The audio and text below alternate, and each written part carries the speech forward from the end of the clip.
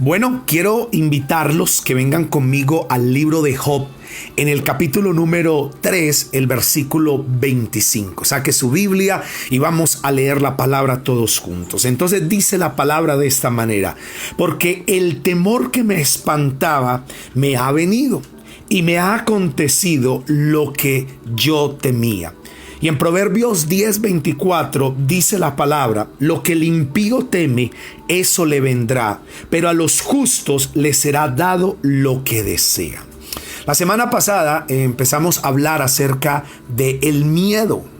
El miedo que nos detiene o los diferentes miedos que hay en los hogares, en las familias. Y hablamos en esa ocasión, la semana pasada, hablamos acerca del miedo a no ser escuchados por Dios.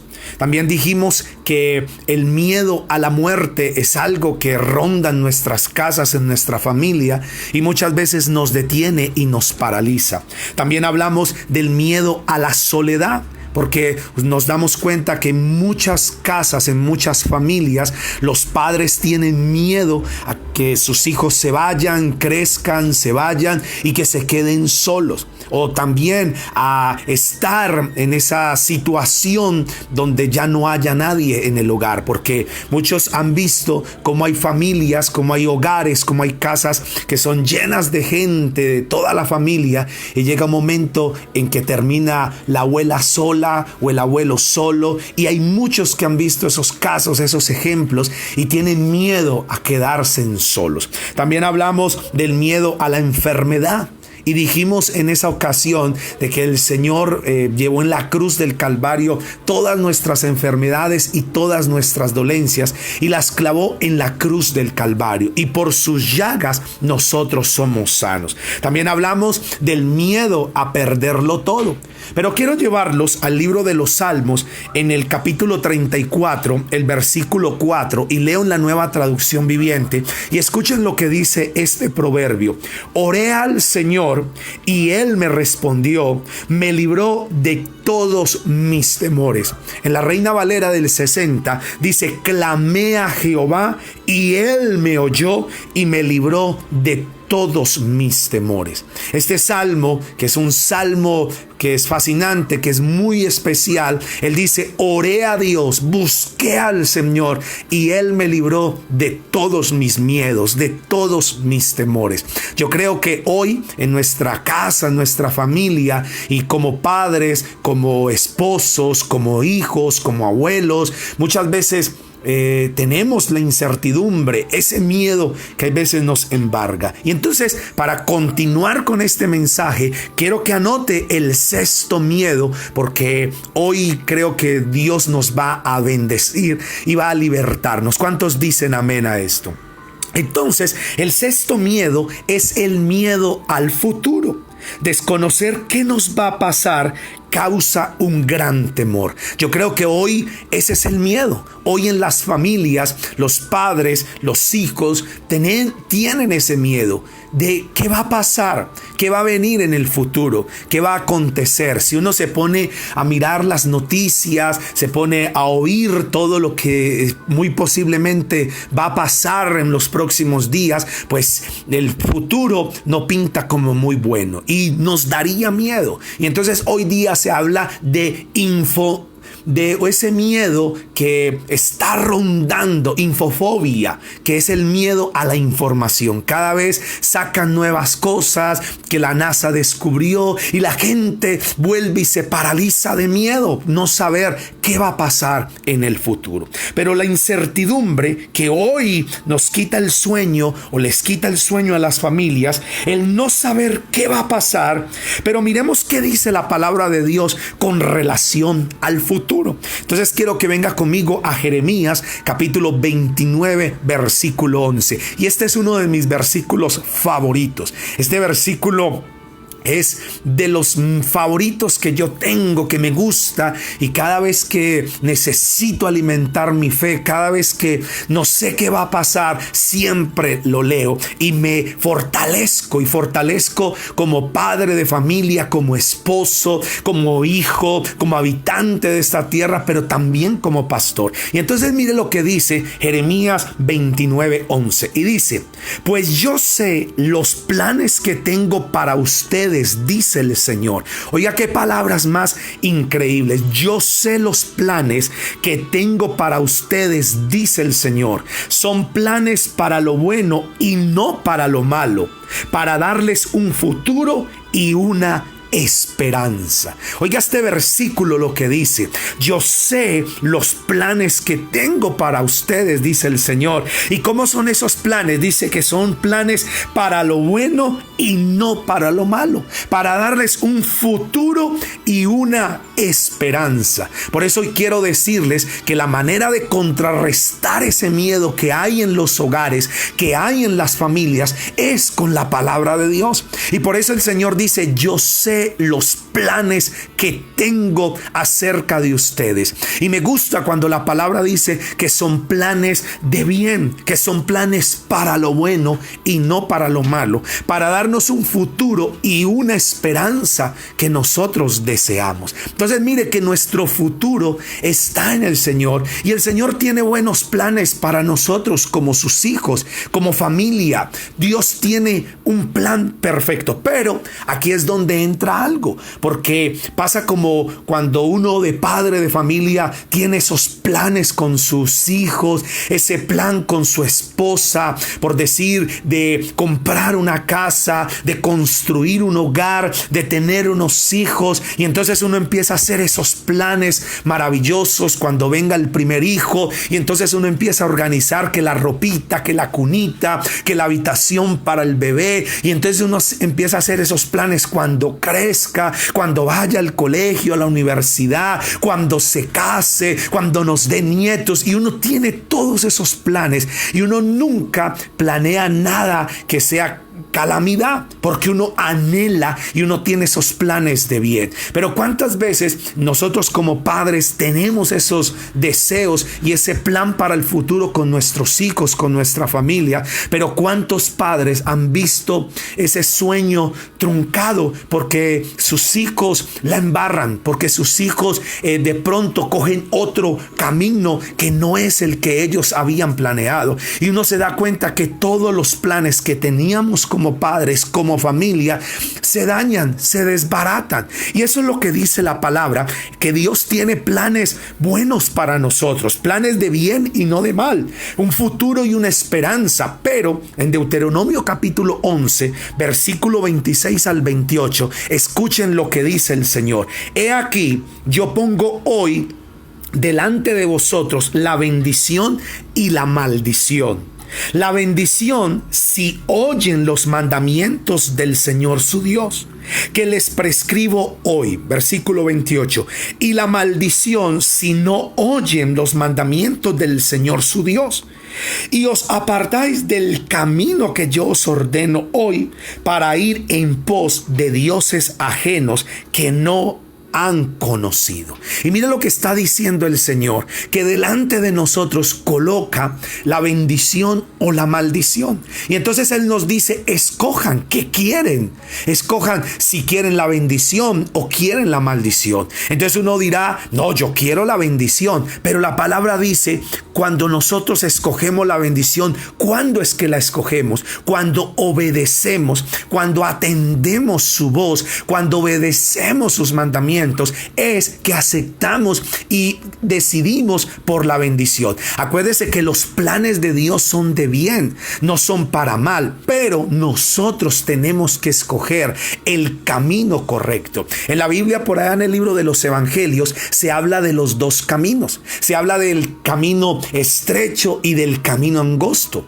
Se habla de que el camino estrecho lleva hacia la salvación, hacia la vida eterna, pero el camino amplio y espacioso lleva a la perdición. Y hay algo que dice la palabra, que el camino estrecho son pocos los que lo encuentran y caminan por él, pero por el camino espacioso son muchos, son multitudes los que caminan por ahí. Y yo les voy a decir que desde la creación, desde el Génesis, cuando Dios creó al hombre y colocó el árbol del bien y del mal ahí en el huerto del Edén, y que le dijo al hombre, a Adán y a Eva, dijo: de todo pueden comer menos de ese árbol, porque el día que de él coman ciertamente morirán. Y ahí es donde nosotros nos damos cuenta de algo que se llama el libre albedrío, de que nosotros decidimos, escogemos. Y ahí es donde Dios nos está colocando como familia las cartas sobre la mesa, y Dios está diciendo a los hogares, a las familias, a los esposos, a los hijos: yo tengo estos planes para ustedes. Tengo un plan de bien, tengo un plan de bendición, un futuro maravilloso, una esperanza gloriosa. Y ahí está, ustedes deciden qué quieren aceptar. Y mire que en el versículo 29 de la palabra, el Señor sigue hablando de que debemos escoger, y nos dice: escojan la vida, escojan la bendición para que lleguen a ese plan que Dios tiene. Entonces, como familia y como hogares, nosotros nos tenemos que reunir y escoger lo mejor. Yo en mi casa muchas veces hemos tenido que tomar decisiones. Hace 1 año y medio tuvimos que tomar una decisión de mudarnos de casa, de cambiarnos, y era escoger lo mejor para la familia. Y yo recuerdo que nos reunimos, mi esposa, mis 2 hijos, y empezamos a analizar ese movimiento, ese cambio que teníamos que hacer, a mirar si era la voluntad de Dios, porque íbamos a dejar nuestra casa, la íbamos a rentar para venirnos a vivir a otra casa rentada que íbamos a pagar con la renta de nuestra casa. Y eran tomar una decisión, y todos pusimos delante del Señor y dijimos: Señor, queremos es lo mejor para esta familia. No queremos desviarnos, no queremos, Señor, salirnos del camino. Si esta decisión que vamos a tomar nos va a perjudicar, si esta decisión que vamos a tomar de cambiarnos, de mudarnos de casa, Señor, va a alterar el propósito, esos planes que tú tienes con nosotros, pues no lo hacemos. Y pusimos delante del Señor. Y recuerdo que como familia Dios nos dio paz. A mi esposa le dio paz Dios en su corazón, a mis 2 hijos sintieron paz, y sentimos la bendición de Dios, y sentimos que no nos estábamos saliendo del plan del Señor. Y por eso quiero decirles, familias, que Dios tiene un plan y tiene un futuro para ustedes, pero tenemos que tener cuidado de no desviarnos de ese plan, porque si no, todo se puede venir abajo. Y en Isaías capítulo 55, el versículo 8, mire lo que dice el profeta Isaías. Mire lo que dijo a través de él el Señor. Dice: mis pensamientos no se parecen en nada a sus pensamientos, dice el Señor. Mis caminos están por encima de lo que pueden imaginarse. Oiga lo que dice este versículo, y el Señor habla: mis caminos están por encima de lo que ustedes se pueden imaginar. Mis pensamientos no son parecidos a los suyos. Por eso es que nosotros pensamos algo, pero Dios tiene un pensamiento diferente. Hay un dicho popular, y no quiero que se ofendan, pero dice el dicho: una cosa piensa el burro y otra el que lo arrea. Y una cosa piensa Dios, porque Dios es el que tiene para nosotros, y nosotros muchas veces no estamos alineados con el pensamiento, con los caminos de Dios. Y acuérdese que si tenemos hoy miedo al futuro, es porque nos hemos salido de ese plan de Dios. Mientras que una familia esté en el camino, esté en ese plan de Dios, no tienen por qué temer al futuro. ¿Cuántos dicen amén en esta noche a esa palabra? Y número 7, otro miedo que hay en los hogares es el miedo al fracaso. Es el miedo al fracasar. Mire, yo muchas veces he oído gente hablar cuando quieren emprender algo y dice, ¿y si nos va? ¿Y si no nos sale? ¿Y si esto? ¿Y si aquello? Y todo es lo negativo. ¿Y si no nos va bien? ¿Y si no nos llaman? ¿Y si no vendemos?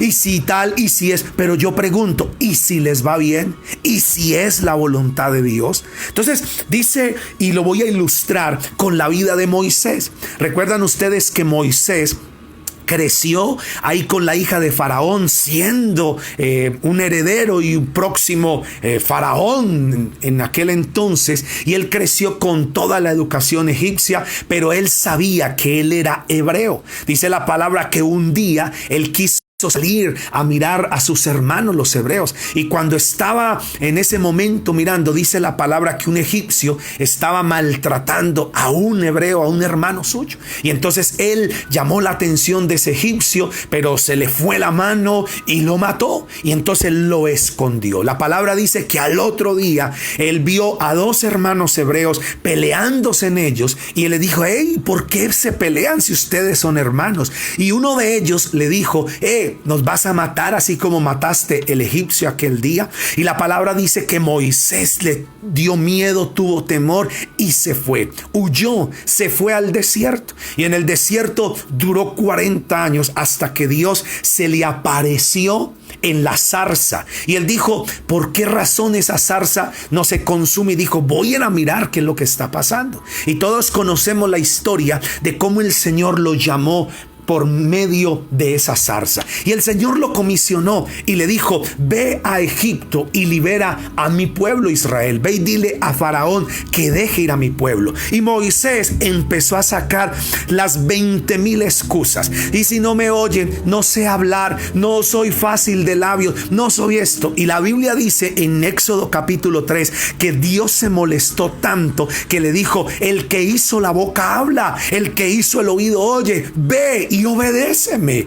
Y entonces Moisés colocaba excusas, como muchas veces hoy en las familias colocan excusas, porque lo que tienen es miedo al fracaso. Pero la palabra dice en el capítulo 4, versículo 1 de Éxodo, y quiero que lo lean conmigo, y mire lo que dice acá. Entonces Moisés respondió diciendo, he aquí, ellos no me creerán, ni oirán mi voz, porque dirán, no se te apareció Dios. Oiga lo que decía Moisés. Moisés decía, no me van a creer. Él creía que lo iban a rechazar, que iba a fracasar. Pero nosotros nos damos cuenta cómo Dios lo respaldó y cómo Dios le dio esa victoria. Por eso es que vuelvo y lo digo, la importancia de estar alineados en el propósito de Dios. La importancia de no salirnos del plan que Dios tiene para nosotros.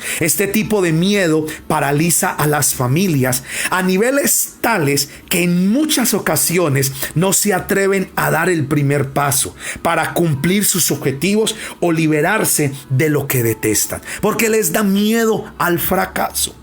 Y otro miedo que es muy común encontrar en las familias y en los hogares es el miedo a los cambios o a lo desconocido. Y vuelvo y lo ilustro con el testimonio que les conté ahora de mi familia. Nosotros vivíamos en nuestra casa y cuando Dios colocó en nuestro corazón mudarnos para irnos a otra casa, para buscar una cierta comodidad para el colegio de mis hijos, para otras cosas que necesitábamos hacer, también entraba ese miedo, porque entraba el miedo de irnos a vivir a un municipio que no conocíamos, a un municipio donde no conocíamos a nadie, donde no distinguíamos a ninguna persona, y era dejar nuestra casa para irnos a otro lugar donde nadie nos conocía. Y siempre pensamos, cuando dijimos vamos a buscar la casa para vivir, pero si nadie nos conoce, de pronto en Montenegro, en Armenia nos conocen, pero acá en Quimbaya nadie nos conocía. Y entonces estaba ese miedo al cambio, ese miedo a lo desconocido, y siempre pensamos, ¿y qué va a pasar? ¿Y si de pronto esto? ¿Y si aquello? Pero ahí fue donde nos atrevimos. Y recuerdo el día que buscamos la casa para venirnos a vivir. Cuando llegamos a esta casa donde vivimos, a este apartamento, y yo vine, lo vi, me gustó, y traje a mi esposa y a ella le gustó. Ahí entraba la otra pregunta: ¿si no lo hará? ¿Si no lo arrendarán viendo que no nos conocen? Y recuerdo cuando la señora me dijo, vale tanto el arrendo, y yo le dije, ok. Y entonces yo le pasé la plata, la señora me entregó las llaves y salió y se fue. Y entonces le digo yo, venga, ¿y con quién yo voy a hablar para pagar la renta después? Después hablamos después. Tanto que hoy día ha pasado 1 año y medio casi que vivimos acá, y la señora todavía me pregunta, ¿cómo es que se llama usted?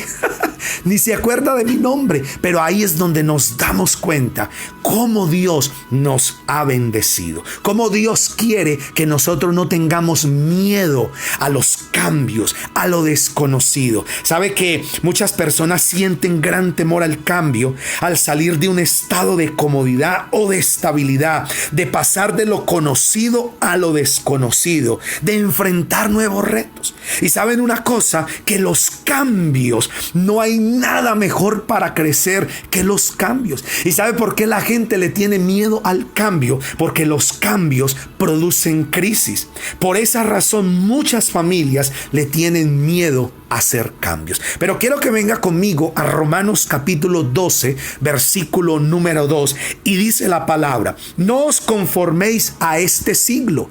Y cuando habla de siglo está hablando del mundo, sino transformados por medio de la renovación de nuestro entendimiento, para que comprueben cuál sea la buena voluntad de Dios, agradable y perfecta. Oiga bien, qué tremendo. Entonces, cada vez que Dios les esté pidiendo hacer un cambio, yo sé que los cambios producen miedo, producen crisis, pero no hay nada más bueno para crecer, para avanzar, que los cambios. Y les coloco el ejemplo: cuando uno cambia la cama de posición, ¿cómo duerme uno esa noche? ¡Wow! Uno siente como que está en cama nueva, como en colchón nuevo, y uno dice, hoy dormí buenísimo, porque hay cambio, y eso produce cosas maravillosas. Y por eso quiero decirles que este miedo lo tenemos que dejar. Y si Dios es el que nos está pidiendo esto, hagámoslo, no tengamos temor. Recuerden que nuestra vida y nuestra familia y nuestro futuro está en las manos del Señor. Otro temor, otro miedo que muchas veces encontramos en la familia, número 9, es el miedo a la crítica o a hacer el ridículo. Y muchas veces, por temor a que nos critiquen o hacer el ridículo, nos detenemos de hacer algo. ¿Cuántas personas o familias le da temor hacer cosas porque dicen, qué tal que haga el ridículo, qué tal que me ridiculicen? Pero quiero decirles que el profeta Jeremías un día sintió eso. Un día le dijo al Señor que no quería más, porque estaba cansado que la gente lo criticara, que la gente se burlara de él. Y quiero que venga conmigo a Jeremías capítulo 20, y vamos a leer versículo 7 al versículo 11. Y mire lo que dice acá: me sedujiste, oh Jehová, y fui seducido. Más fuerte fuiste que yo, y me venciste. Cada día he sido escarnecido. Cada cual se burla de mí. Escuche lo que dice ese versículo: cada cual se burla de mí. Y dice el versículo 8: cuando hablo me brotan las palabras, grito, violencia y destrucción. Así que estos mensajes del Señor me han convertido en el objeto de burla. Oiga bien, sin embargo, si digo que nunca mencionaré al Señor, o que nunca más hablaré en su nombre, su palabra arde en mi corazón como fuego. Es como un fuego en mis huesos. Estoy agotado tratando de controlarla. No puedo hacerlo. Escuche lo que está diciendo el profeta. Aquí se parece como a uno de nosotros que dice, no puedo. Que dice el papá, no puedo hacerlo. O los hijos. Y así está el profeta, no puedo. Y mira lo que dice el versículo 10. He oído los muchos rumores acerca de mí. Me llaman el hombre que vive aterrorizado. Me amenazan diciendo, si dices algo que denunciamos, aún mis viejos amigos me vigilan, esperando que cometa algún error. Caerá en su propia trampa, dicen, entonces nos vengaremos de él. ¿Sabe cuál era el miedo que tenía aquí Jeremías? El miedo era que se siguieran burlando de él. El miedo era que lo criticaran, porque cada vez que el profeta hablaba una palabra de Dios, la gente lo criticaba, la gente lo murmuraba, la gente se burlaba de él. Y por eso es que hoy en los hogares y en las familias nos da ese miedo a hacer el ridículo, ese miedo a que nos critiquen. ¿Cuántos hoy dejan de abrazarse? ¿Cuántos hoy dejan de satisfacer a sus hijos porque no quieren hacer el ridículo? A mí qué me importa, yo abrazo a mis hijos, yo trato de hacerlos sonreír aunque me digan ridículo, pero estoy alegrando a mi familia. Y hoy día nos pasa eso, por miedo, por temor a que nos critiquen, por temor, y en las familias hay mucho de eso.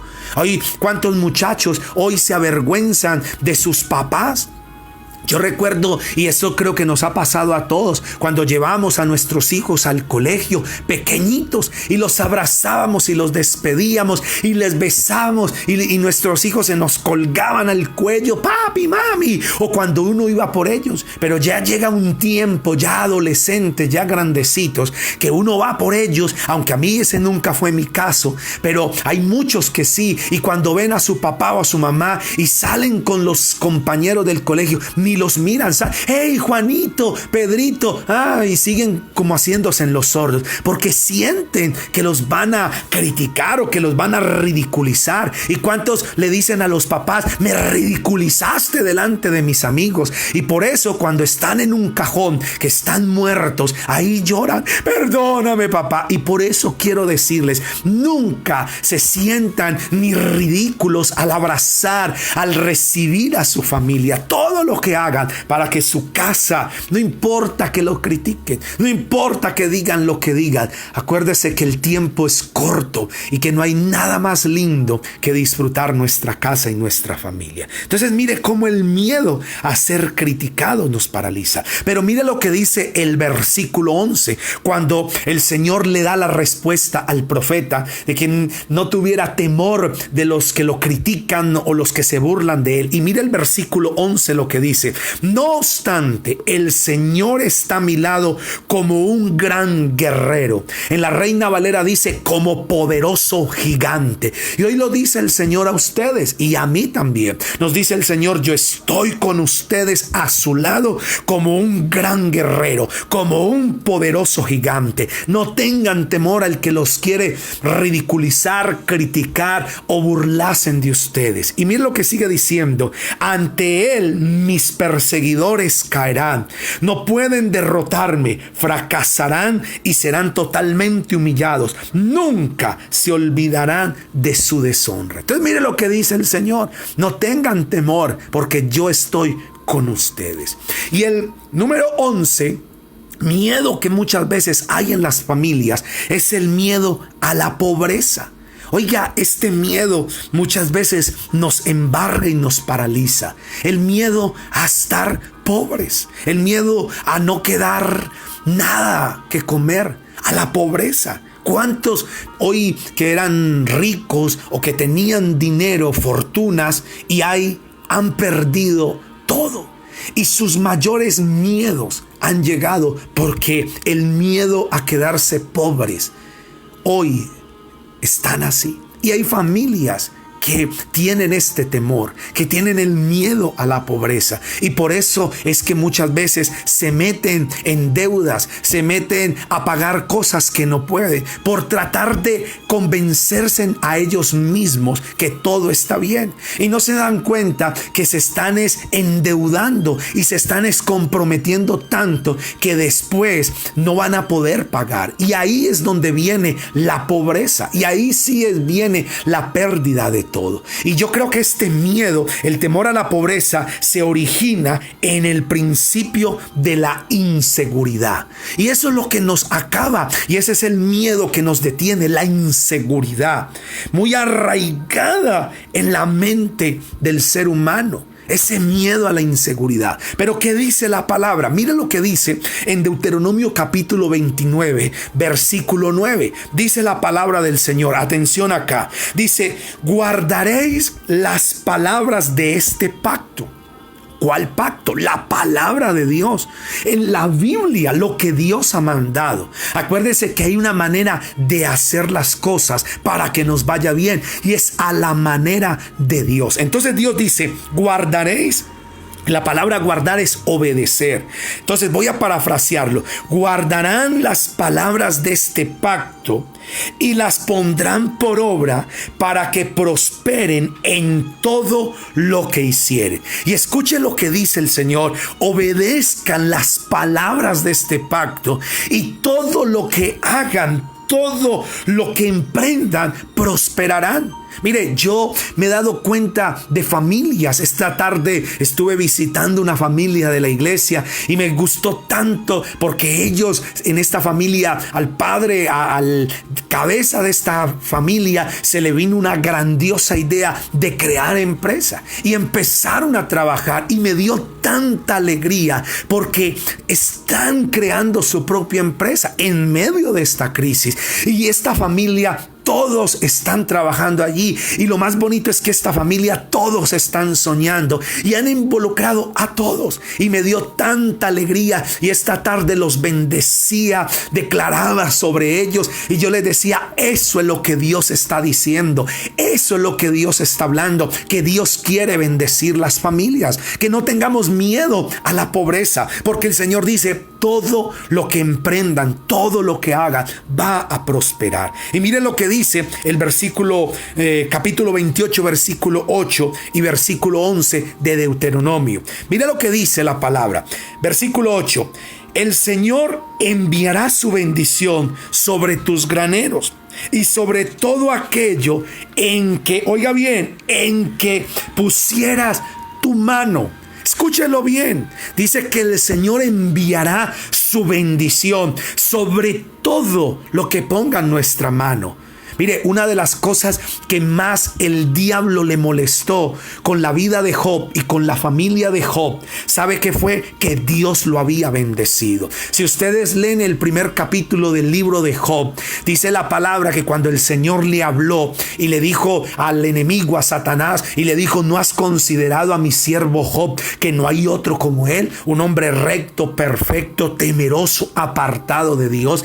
Y ¿sabe qué dice la palabra? Que Satanás contestó, y Satanás dice: pues ¿cómo no va a temer Job a Dios si todo lo que tienes lo has bendecido, lo has cercado, al fruto de sus manos has bendecido? Y lo que más le molestaba al enemigo, y lo que más le molestaba el enemigo Satanás de Job y de su familia, era que estaban bendecidos, era que estaban rodeados. Por eso es que el enemigo quiere sembrar en las familias esos miedos, porque el diablo no quiere ver familias prósperas, no quiere ver familias unidas. Por eso es que la Biblia dice que el enemigo vino para matar, robar y destruir, pero Jesús vino para que tengamos vida y para que la tengamos en abundancia. Por eso Dios quiere bendecir nuestra familia. Para la muestra, un botón: en el huerto del Edén estaba todo bien, todo estaba perfecto. ¿Y quién se metió a dañar esa armonía? No se metió el diablo a través de la serpiente y engañó a Eva y comió de lo que Dios dijo que no comiera, y ella le dio a su esposo, y en ese momento se dañó la relación entre ellos, se dañó la relación con Dios, se dañó la relación entre la familia, entró la muerte, entró el pecado, Caín mató a Abel y la familia se destruyó, tanto que hasta el día de hoy vemos familias disfuncionales, vemos familias divididas, vemos hogares que no se habla el uno con el otro, hijos que no se hablan, hermanos que no se hablan, hijos que no le hablan al papá, que no le hablan a la mamá, y cuánta destrucción. ¿Saben por qué? Porque el enemigo eso es lo que quiere hacer, destruir las familias. Pero aquí estamos al pie del cañón y con las botas puestas a favor de las casas, a favor de las familias y echando fuera todo miedo y todo temor. ¿Cuántos dicen amén? ¿Cuántos están ahí al frente batallando por sus casas? Y mira lo que dice el versículo 11 de ese mismo capítulo de Deuteronomio 28. Dice: y te hará Jehová sobreabundar en bienes, en el fruto de tu vientre, o sea, los hijos, en el fruto de tu bestia, o sea, el producto, lo que usted trabaja, y en el fruto de tu tierra, en el país que Jehová juró a tus padres que había de dar. ¿Y sabe qué es lo que está diciendo? Que Dios va a bendecir. Pero ¿qué es lo que hay que hacer? Acuérdese, y yo no estoy hablando aquí de motivación ni de esperanzas falsas, porque la palabra del Señor dice que hay un camino que tenemos que tomar, que hay una puerta por donde tenemos que entrar, que hay una bendición que tenemos que escoger. Por eso quiero decirles a ustedes, familia, no creamos que porque la Biblia dice que Dios nos va a bendecir, Él lo va a hacer. Acuérdese que Él dijo: si guardan, si obedecen mi palabra, mis mandamientos, este pacto, entonces todas estas bendiciones vendrán. Acuérdense como los planes que tenemos como familia, y todos se van a cumplir si seguimos al pie de la letra. Pero si uno de los miembros de la familia coge un camino incorrecto, toma una decisión equivocada, usted ve que altera los planes, altera el camino, y puede que se frustre y se dañe todo. No porque nosotros querramos, sino porque alguien tomó una mala decisión. Y por eso nosotros tenemos que tener mucho cuidado en las decisiones que vamos a tomar. Y por eso les digo a los padres, ustedes como cabezas de hogares, como sacerdotes de sus casas, de sus familias, tengan cuidado qué decisiones toman, porque acuérdese que la decisión que usted toma va a afectar no solamente su vida, va a afectar a su esposa, va a afectar a sus hijos y va a afectar de aquí en adelante el resto de su vida. Lo mismo le digo a los jóvenes, muchachos, sepan qué decisiones van a tomar. Yo siempre hablo con mi hija, hablo con mi hijo, y siempre he tratado de ser lo más claro con ellos y de hablarles mucho cuidado con las decisiones que van a tomar. Mucho cuidado con las que ustedes les van a ofrecer en la calle. ¿Por qué? Porque esas decisiones que tomen pueden bendecirlos o pueden maldecirlos. Aunque Dios tenga un plan para ustedes perfecto. Entonces, ahora el número 12, el miedo que infunde las familias. Y por último, para ir terminando, es el miedo a perder el amor de la esposa o del esposo y que los hijos se casen mal. Oiga bien, este es un miedo. El miedo a perder el amor de nuestra esposa o de nuestro esposo. El miedo que nuestros hijos se casen mal. O como dicen popularmente, y me perdonan ustedes el dicho tan vulgar, que metan las patas.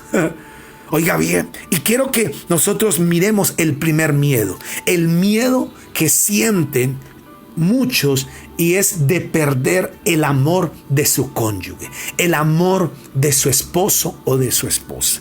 Y quiero que venga conmigo a 1 de Corintios, capítulo número 7, versículo 32 al 34. Y escuchen lo que dice la palabra del Señor, el apóstol Pablo.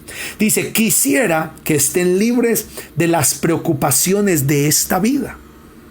Un soltero puede invertir su tiempo en hacer la obra del Señor y en pensar cómo agradarlo a Él.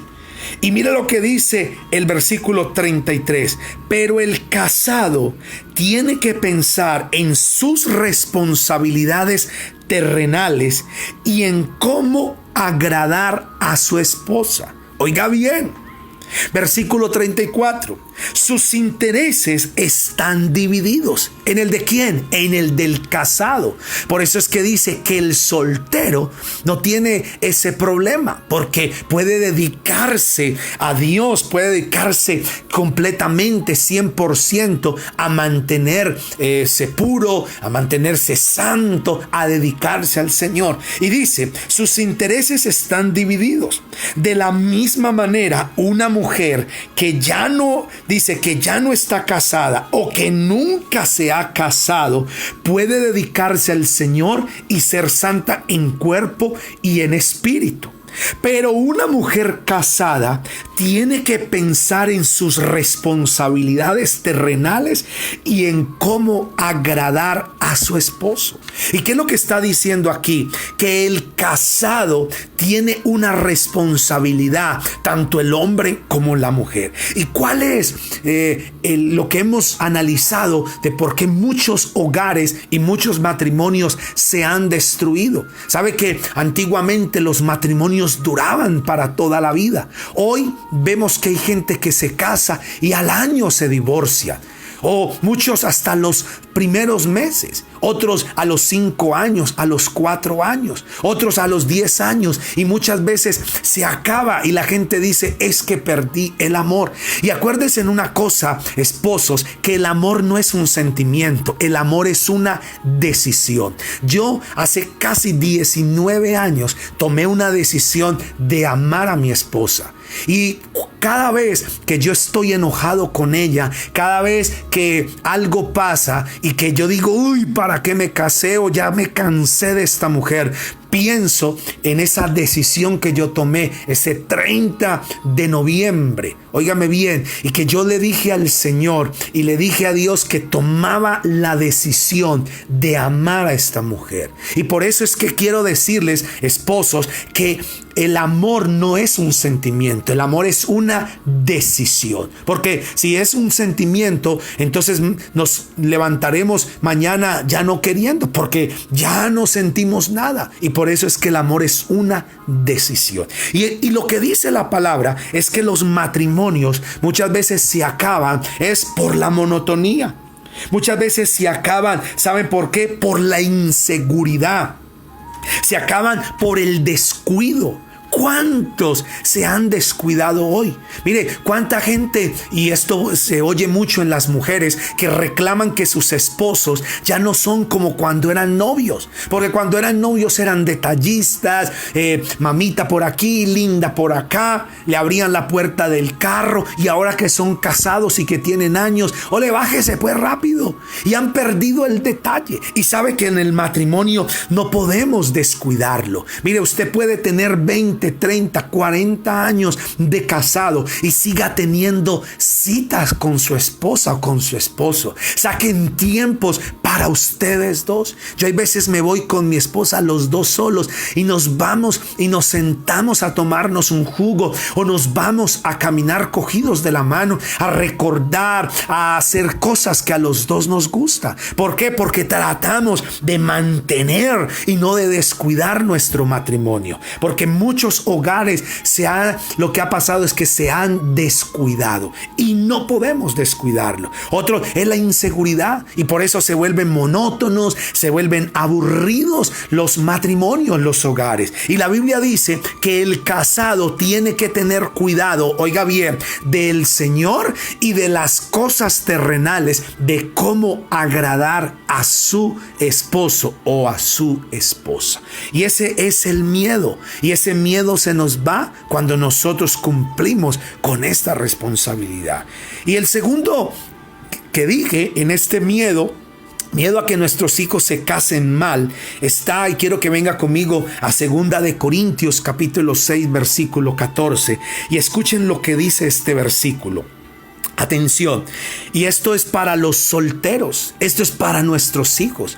Yo siempre oro por el esposo de mi hija, oro por la esposa de mi hijo. Usted dice, pero usted quiere que se vayan ya. No, pero desde ya yo oro por ellos. Ellos son pequeños todavía, pero yo oro por ellos y le pido al Señor que los guarde, que no se adelanten, que no tomen decisiones equivocadas. ¿Y sabe cómo vamos a hacer eso nosotros, padres? Si ustedes que tienen hijos y que quieren que sus hijos se casen bien casados, ¿sabe quién es el que pone el estandarte allí para que nuestros hijos tengan un modelo? Nosotros, ustedes los padres. Por eso ellos van a mirar el hogar que ustedes tienen. Ellos van a mirar el hogar de sus papás y por eso van a querer casarse o no van a querer casarse. Porque entonces van a decir, no, el matrimonio es horrible. Porque para tratar como mi papá trata a mi mamá, pues no, yo no me quiero casar. O para que mi mamá trate a mi papá y para que una mujer me trate así, mejor me quedo soltero y disfruto la vida.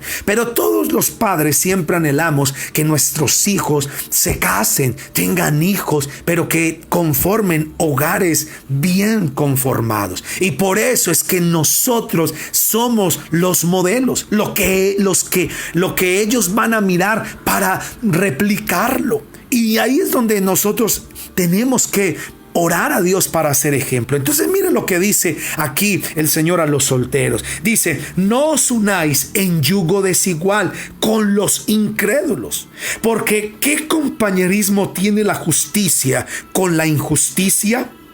¿Y qué comunión la luz con las tinieblas?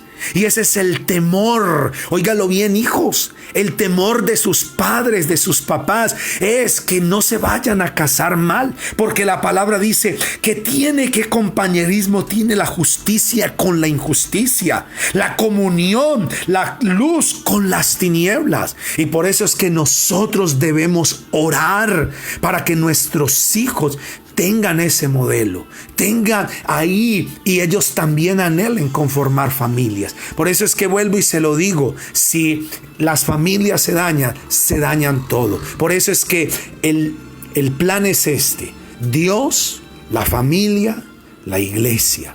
Y hay muchos que han cambiado este plan, y hay muchos que han cambiado el orden, y muchos han dicho Dios, la iglesia y por último la familia. Unos dicen Dios, el trabajo, mis amigos y si me queda tiempo, mi familia. Pues no es así. Es Dios, la familia, la iglesia, sus amigos ya después. Pero nunca cambien. Mire, yo les voy a decir, y ya con estas palabras voy terminando, yo les voy a decir cuántos padres perdieron la oportunidad de abrazar a sus hijos.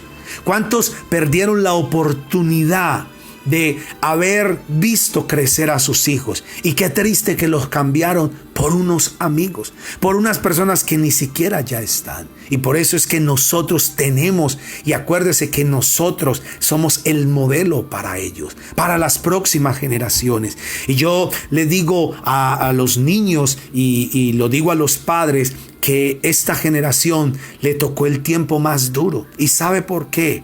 Porque esta generación o estos niños que hoy están naciendo o que están pequeños son la generación donde ya no hay padres en las casas. ¿Por qué? Porque no están.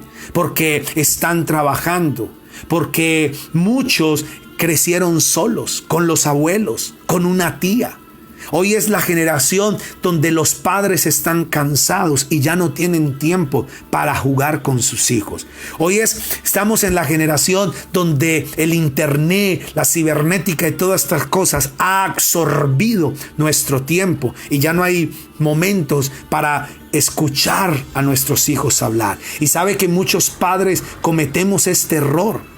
Y me incluyo, porque muchos decimos es que yo quiero esforzarme para darle a mi hijo lo que yo no tuve. Y nosotros siempre pensamos es en aparatos, en ropa. Y sí, es verdad, a lo mejor nosotros no tuvimos esto, pero se nos olvida que en la época nuestra no habían estos aparatos, no había internet, no habían computadores, no habían celulares. En nuestra época era una pelota hecha de ropa vieja, de mechas, y cómo nos divertíamos con eso. Y muchas veces nosotros decimos, me voy a esforzar para darle a mis hijos lo que yo no tuve. Y siempre pensamos es en cosas materiales, pero les voy a decir que lo que nosotros no tuvimos muchas veces fue el cariño y el abrazo de nuestro papá. Lo que no tuvimos fue la comprensión de nuestra mamá. Y nosotros queremos y creemos que con llevar todo ese poco de cosas vamos a darle a ellos lo que nosotros no tuvimos. Y quiero decirles a ustedes, padres de familia, lo que nosotros no tuvimos no fue tecnología. Lo que nosotros no tuvimos, muchos de nosotros, fue cariño, fue amor, fue un aplauso de nuestros padres, fue un llegar a nuestra casa con una nota 4 o 5 en un examen y celebrar. No tuvimos quien nos exaltara y valorara. Hoy nuestros hijos están pidiendo a gritos eso. Y yo quiero decirles, familia querida de mi alma, que tenemos que pelear por nuestras casas y saquemos todo miedo y nos vamos a dar cuenta que Dios va a bendecir mucho. ¿Qué tal si ahí donde está vamos a orar y inclina su rostro y vamos a pedirle al Señor que bendiga nuestra casa? Padre, hoy te damos gracias, hoy te bendecimos a ti y oramos, Señor, por las familias. Oramos, Señor, para que todo miedo, para que todo temor se vaya de nuestra casa. Yo te pido, Señor, que en esta hora, Dios, coloques en orden todo y que bendigas nuestra casa, que bendigas nuestra familia. Te lo pido, Señor, que pasemos tiempo de calidad, que volvamos nuevamente a esas cenas familiares, Señor, donde nos reíamos, donde veíamos el álbum de la abuela y nos reíamos del peinado que tenía el primo, de la ropa que se usaba y cómo nos reíamos todos y disfrutábamos estar todos en familia. Hoy te pido, Señor, en el nombre de Jesús, que Satanás no siga dividiendo, ni separando, ni destruyendo los hogares, Señor. Padre, todo miedo, Señor, que hay en los esposos de perder el amor de su esposa, las esposas que tienen miedo de perder el amor de su esposo, Señor, hoy te pido que se vaya todo matrimonio que ha caído en monotonía, que ha caído, Señor Dios, en conformismo, en ritualismo, en todo lo mismo. Hoy te pido que lo renueves, Señor. Hoy te pido, Señor, que los esposos vuelvan a hablar de las cosas que hace años no hablaban. Señor, hoy te pido que en el nombre de Jesús de Nazaret los hijos vean a sus padres amarse, abrazarse y quererse, Señor. Hoy yo oro, Señor, para que los muchachos, los hijos, Señor, no tengan miedo del matrimonio, no tengan miedo de conformar sus hogares, Señor, en el nombre de Cristo Jesús, Señor. Y asimismo, Padre, saca todo miedo a la pobreza, saca todo miedo, Señor Dios, infundado por el enemigo. Y te pido que rodees, que cerques nuestra casa y nuestra familia. Y que tal si ahí donde está, usted ora y le dice, Señor, cerca mi casa, cerca mi familia. Coloca ángeles alrededor de mi casa, Dios, y de mi hogar, en el nombre de Jesús. Si tú eres madre, cabeza de hogar, si tú eres un papá y mamá para tus hijos porque te ha tocado solo, rodea allí de la palabra, que Dios te va a bendecir. Si tú, abuelo o abuela, tuviste que criar a tus nietos como tus hijos, que el Señor te bendiga porque lo hiciste lo mejor. Y yo oro, Señor, en el nombre de Cristo Jesús, que tú sanes el corazón y que sanes toda herida, todo vacío, todo dolor que haya, Padre, en el nombre de Cristo Jesús. Y que podamos, Señor, dejarle a las próximas generaciones un legado, Señor, que ellos puedan seguir. En el nombre de Cristo Jesús. Gracias, Dios. En el nombre de Jesús. Amén, Señor.